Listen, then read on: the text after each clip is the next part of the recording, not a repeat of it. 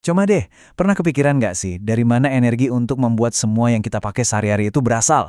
Mulai dari ponsel di tangan kita sampai gedung-gedung pencakar langit yang megah. Jawabannya, ya dari sektor industri. Dan sektor ini punya tantangan energi yang luar biasa besar. Nah, dalam beberapa menit ke depan kita bakal bedah tuntas konsumsi energi raksasa ini dan gimana peta jalan buat dekarbonisasinya. Oke, biar kita benar-benar ngerti skalanya, kita harus mulai dari satu angka.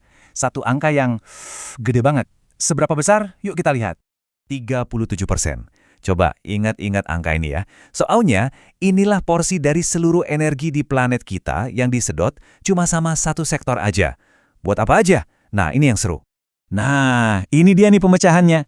Angka 37% tadi itu adalah porsi energi dunia yang ibaratnya diminum habis sama sektor industri. Ini bikin industri jadi pengguna energi tunggal terbesar di planet ini, ngalahin transportasi, bangunan, semuanya. Jadi, poin utamanya simple. Kalau kita serius mau ngatasin masalah energi dan iklim, ya kita harus mulai dari sini. Nggak bisa ditawar.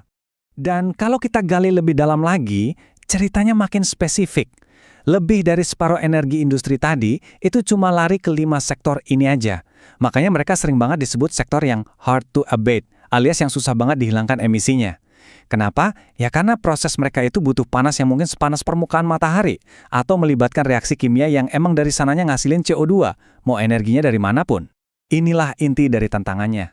Nah, buat ngatasin masalah di pabrik-pabrik tadi, kita nggak bisa cuma ngomongin teknologi canggih aja. Kita harus mau nggak mau balik ke buku pelajaran fisika. Soalnya ada dua hukum alam yang nggak mungkin bisa kita langgar. Intinya gini, pertama, energi itu nggak bisa hilang gitu aja, cuma bisa berubah bentuk. Jadi setiap energi yang kita pakai harus ada pertanggungjawabannya. Nah, yang kedua, dan ini yang paling krusial, setiap perubahan bentuk itu nggak pernah ada yang sempurna. Selalu ada pajak berupa panas yang kebuang sia-sia. Jadi, efisiensi 100% itu cuma mimpi di siang bolong. Dan kutipan ini ngerangkum semuanya dengan pas banget. Tantangan di dunia nyata itu bukan soal ngejar kesempurnaan, tapi gimana caranya kita jadi pinter banget dalam mengelola limbah yang pasti ada itu. Meminimalkan pajak panas tadi, dan bahkan mencoba memanfaatkannya lagi. Mirip-mirip kayak kita pakai panas mesin mobil buat ngangetin kabin pas lagi dingin. Prinsipnya persis kayak gitu. Jadi, dari mana sih semua energi industri ini datangnya? Yuk kita lihat sumbernya.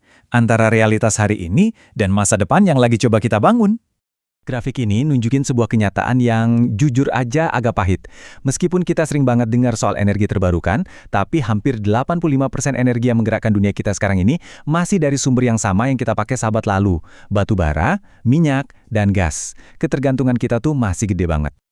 Ya, inilah dilema terbesarnya. Bahan bakar fosil emang udah ngebangun dunia modern kita, tapi mereka juga sumber utama emisi karbon dioksida yang bikin perubahan iklim, plus polutan lain yang rusak lingkungan dan kesehatan kita. Tapi, disinilah ceritanya jadi menarik banget. Lihat deh kebangkitan energi terbarukan. Biaya panel surya anjlok lebih dari 90% cuma dalam satu dekade. Gila kan? Terus panas bumi. Indonesia tuh duduk di atas tambang emas energi loh, potensi terbesar kedua di dunia. Kita bahkan bisa ngubah sampah organik jadi listrik, dan hidrogen hijau udah siap buat gantiin batu bara di pabrik baja masa depan. Transisi ini bukan lagi mimpi, ini lagi kejadian sekarang. Oke, dengan semua kerumitan ini, gimana caranya kita ngukur kemajuan? Gimana kita bikin strategi yang pas? Nah, mari kita lihat beberapa metrik utama yang ada di buku panduan efisiensi energi. Pertama, efisiensi energi. Konsepnya sederhana banget. Bayangin aja kita lagi meres jeruk. Efisiensi tinggi itu artinya kita dapat setiap tetes jus dari buah itu. Kalau sebuah mesin efisiensinya 85%, artinya 15% jus energinya tumpah sia-sia. Tujuannya jelas, jangan sampai ada yang kebuang. Selanjutnya, intensitas energi. Nah, kalau efisiensi tadi soal mesinnya, intensitas ini soal produknya. Ini kayak rapor yang ngukur berapa banyak energi yang kita habiskan buat bikin sesuatu. Contohnya, berapa megajoule sih yang dibutuhin buat bikin 1 ton baja. Makin rendah angkanya, artinya proses produksi kita makin pintar dan makin hemat. Dan ini membawa kita ke tujuan utamanya, decoupling. Ini istilah kerennya. Pertanyaannya, bisakah kita misahin pertumbuhan ekonomi dari konsumsi energi? Idealnya kita mau ekonomi kita melesat naik, sementara grafik pemakaian energi kita justru anjlok ke bawah. Nah, itulah yang disebut decoupling absolut. Resep buat kemakmuran tanpa merusak planet. Oke, kita udah punya semua kepingan puzzle-nya nih. Masalahnya, hukum alamnya, sumber energinya, dan cara ngukurnya. Sekarang, yuk kita susun semuanya jadi satu peta jalan yang jelas buat dekarbonisasi industri.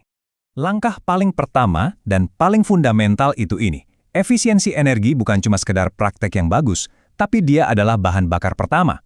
Maksudnya, sebelum kita repot-repot nyari sumber energi baru yang bersih, langkah paling cerdas, paling murah, dan paling cepat adalah berhenti buang-buang energi yang udah kita punya. Sesimpel itu. Dan ini dia peta jalannya, sebuah strategi dengan 4 langkah yang saling nyambung. Pertama, peras setiap tetes efisiensi dari sistem yang ada.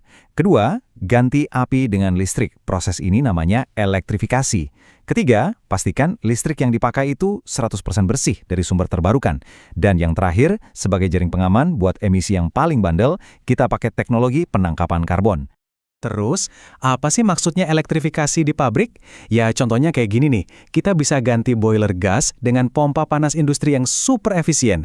Bisa pakai tungku listrik buat leburin baja bekas. Bahkan hal sesederhana, ganti forklift di gudang jadi yang bertenaga listrik. Intinya satu, menghilangkan pembakaran bahan bakar fosil di lokasi pabrik. Tapi gimana dong sama industri kayak semen, di mana emisi CO2 itu emang hasil dari reaksi kimianya? Nah, disinilah langkah keempat tadi jadi penting banget. Teknologi penangkapan karbon atau carbon capture jadi kepingan puzzle terakhir. Tugasnya, nangkep emisi langsung dari cerobong asap sebelum gas itu lepas ke atmosfer. Dan semua ini membawa kita ke pertanyaan terakhir yang paling penting.